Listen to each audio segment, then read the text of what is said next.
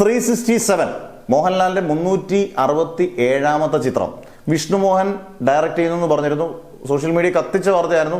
ബ്രഹ്മാണ്ഡ ചിത്രം, അതിഭീകരമായിട്ട് ഒരുക്കുന്നതാണ്, വലിയ ക്യാൻവാസ് എടുക്കുന്ന ചിത്രം. എന്തായാലും ആ ചിത്രം ഉടനില്ല, വൈകും. അത് പടം അങ്ങ് പൂർണ്ണമായിട്ട് നിർത്തിയല്ല, എന്തായാലും വൈകും എന്നുള്ളത് ഉറപ്പായി കഴിഞ്ഞു. എനിക്ക് തോന്നുന്നു യുദ്ധങ്ങളും സംഭവങ്ങളൊക്കെ കാരണം കുറച്ച് ബിഗ് ബഡ്ജറ്റ് പടമാണ്, ഒരുപാട് ഇടങ്ങളിൽ ഷൂട്ട് ചെയ്യേണ്ട സിനിമയാണ്. എന്തായാലും അത് വൈകും എന്നുള്ളത് ഉറപ്പായി.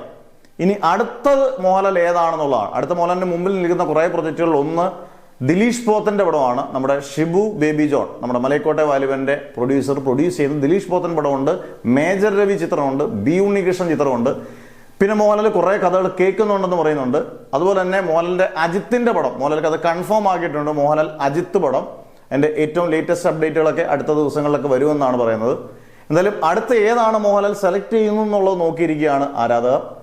എന്തായാലും വിഷ്ണുമോഹന്റെ പടം നീളുമെന്നുള്ളതിൽ 100% ഉറപ്പായിട്ടുള്ള കൺഫേംഡ് ആയിട്ടുള്ള ന്യൂസാണ്.